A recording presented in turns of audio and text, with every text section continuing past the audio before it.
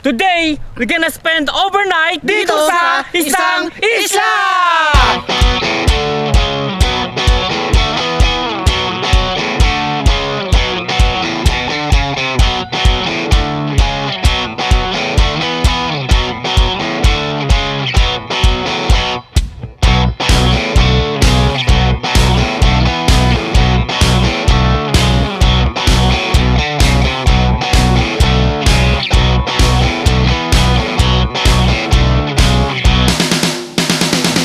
At ngayon ay andito tayo sa Occidental para naman puntahan ang sinasabi nilang puting isla.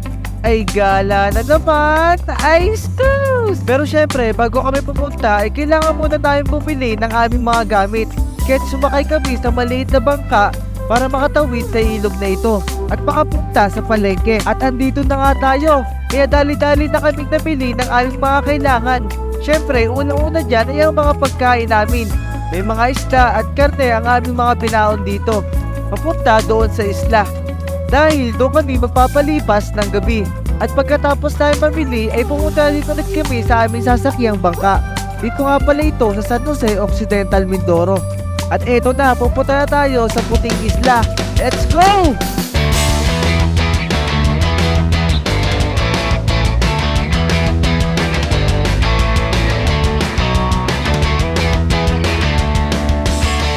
At andito na nga tayo sa puting isla. Medyo mabilis lang ang aming pagbiyahe dahil medyo malapit lang ito sa bayan ng San Jose. Tanaw mula dito sa isla ang bayan nila. Kaya yan, tamang baba lang kami ng aming mga gamit. Make sure lang guys na kapag pupunta kayo dito ay kompleto na ang inyong mga kailangan o gagamitin. Dahil wala na kayong mabibilhan pagdating nyo dito.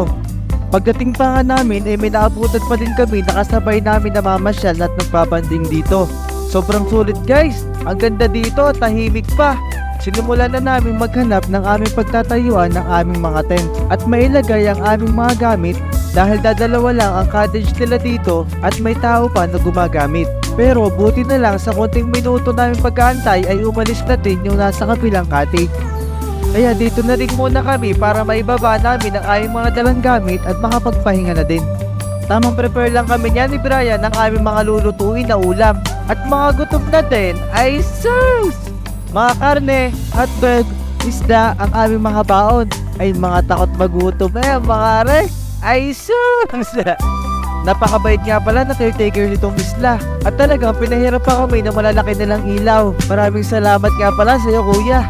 Inumpisahan na nga namin mag-ihaw. Pero syempre, mas kailangan unahin namin iyang kanin.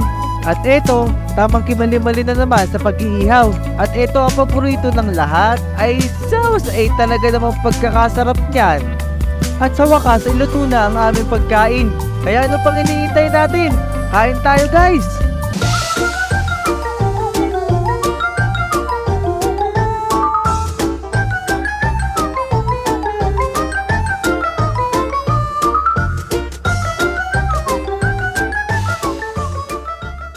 At pagkatapos namin kumain, ay inikot na namin ang isla na ito. Sobrang ganda dito guys. Lalo na guys pag sunset na. Maliit nga lang pala ang isla na ito guys. Kaya wala pang 10 minutes ay naikot na namin. Nagdakad-lakad kami niyan ng mga kasama ko. Para may magawa kami. Sarap talaga pagmasdan ng paligid. Sobrang tahimik at agos lang ang tubig ang maririnig mo. Pakinig niyo yung agos ng alon. Pakinig niyo guys yung alon. Super ganda kasi. Sarap. Ito nung surface oh. Napakamura nga lang dito guys. 50 pesos lang ang entrance at 300 lang ang cottage nila. Pero syempre, kayo na ang bahala makipag-usap sa sasakyan nyong bangka. At nung maggabi na, minabuti namin na itayo na ang tent na aming tutulugan. At syempre, sumapit na ang gabi, ay may pa-bonfire si Mayor. Sad po yarn? At buti na lang nagpunta ng bayan ng caretaker nitong isla. Kaya nakapagpapili kami ng aming inumin. At pambanlaw na din. Ganda ng flashlight ko guys to. Pang street light ata to, pinahiram sa amin ni kuya. Wala nga pala dito guys na tubig o CR na pambanlaw. Kaya pag na-CR ka dito, ay bahala ka na. So yun guys, nakahiga na kami lahat sa aming tent. Dito kami magpapalipas ng gabi ngayon. Let's go! Haha! Tamang tambay na kami niyan sa aming tent. At tamang kanya-kanya muna kaming cellphone. Isa pa nga pala guys, ang maganda dito ay malakas pa ang signal. Kaya makakapag-TikTok ko pa. Ay sus! Kaya, good night guys! At kinabukasan ay ganito kaganda ang bubungad sa'yo. Sulit ang punta dito guys. Sarap ng tulog dahil wala man lang lamok at napakalamig pa.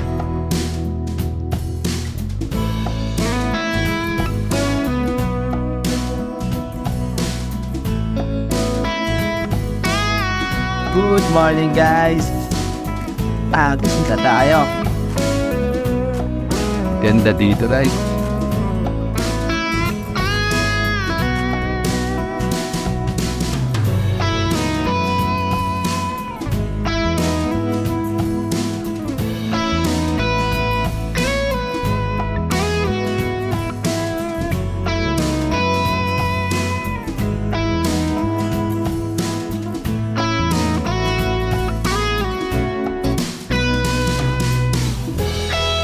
Tamang lakad lang muna sa tabing dagat at pagmasdan ng kalangitan bago kami umuwi.